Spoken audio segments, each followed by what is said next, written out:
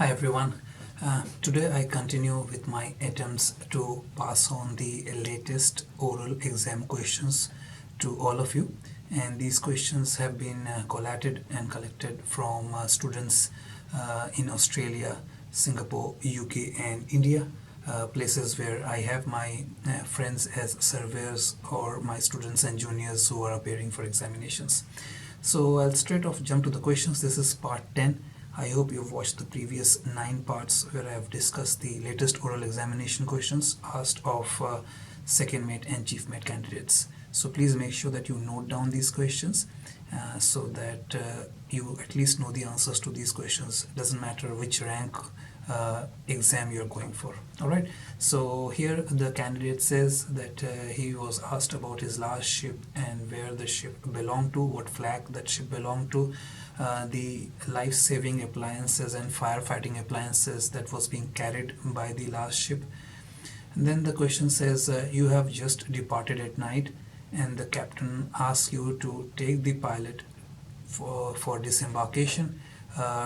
Talk through the process of what you would do. So talk about the disembarkation process and especially focus on the safety aspects of this process.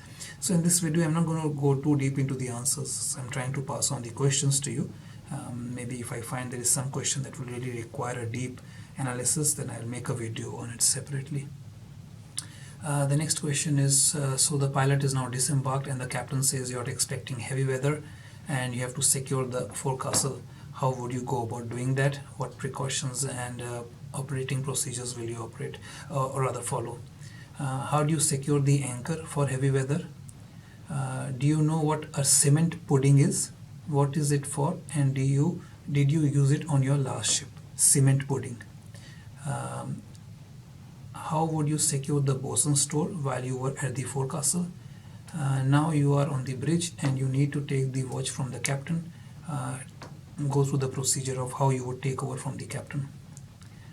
On the Atlantic crossing, you are expecting heavy weather. Where can you get information regarding heavy weather from? Asked if my last ship had a weather facsimile and then talked about synoptic charts with Atlantic crossing points plotted on it. Asked for wind speed and direction. So if you don't know how to read weather facsimile charts, I have videos on it in the playlist for marine meteorology. Please go through those videos where I have explained how to read synoptic charts and weather facsimiles. He also had to identify cold fronts, warm fronts and occluded fronts on the chart. Search pattern information, where can you find it from? So you can talk about the IMSAR manual or IMSAR booklet. Plan a passage from a couple of, he was given 2 ports, a port of destination and port of arrival, and he had to plan his passage. And how do you put this on ECDIS? What is a safety corridor?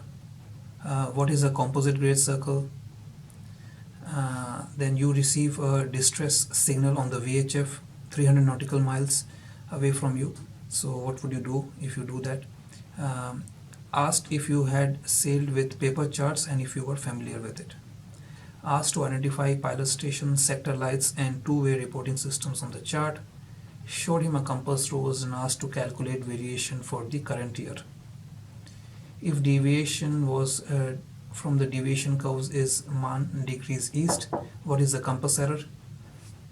Hensman says, alright, and then the student was asked, he was shown a picture of the magnetic compass binnacle and asked to label the parts of the magnetic compass, something that I have shown in a couple of videos and you can watch my videos and learn from it.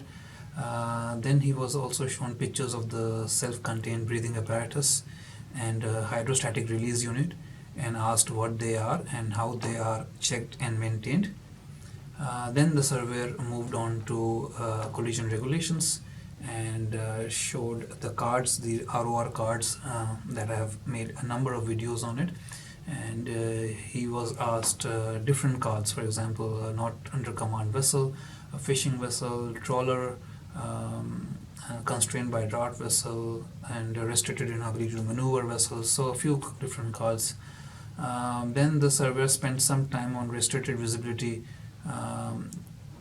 asked about a few radar plots as well, asked about what actions will your vessel take if you are in restricted visibility in different situations. So make sure you read up on rule number 19 and understand the rule number 19 thoroughly. Rule number 19 is very important. I always keep saying that if it is one rule that you have to understand very well, it should be rule number 19, because sometimes it can be tricky.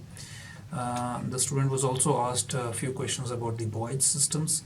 So wanted to identify the lights and the shapes, and what action would you take if you see the cardinal marks or the isolated danger, the lateral region B, lateral region A, prefer channel to port and starboard in regions A and B. So make yourself familiar with the buoys as well. The buoys can be a bit tricky as well, and sometimes students do overlook the buoys, but make sure that you study on the buoys as well. Alright, then the student was placed on a container ship since he had no cargo ship experience. So this student had experience on offshore vessels, and he was asked about tanker ships. How do you load dangerous goods? What publications do you consult?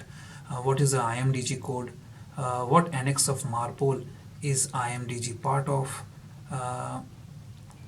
And the chef calls up the bridge, wants to throw food waste and cooking oil overboard in the middle of Atlantic. Can he do so? And what is Annex 5 of MARPOL?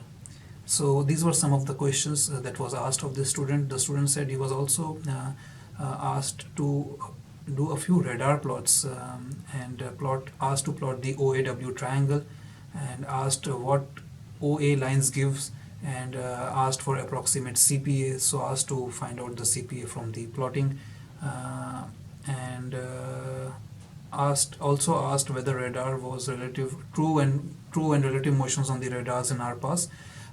So that's pretty much it. So these were some of the questions. I have made videos on most of these topics. A few terms that I'm not very familiar with. I don't know what cement pudding is, to be very honest, so I have to make a video on cement pudding. I have to find out what cement pudding is. Otherwise, most of these questions have been answered in some video of mine, and you can find those videos. Just go into playlist, and there are 30 or 35 odd playlists there which has the videos under the specific topic, so you can watch those videos depending on the topic on which you are preparing the exam for.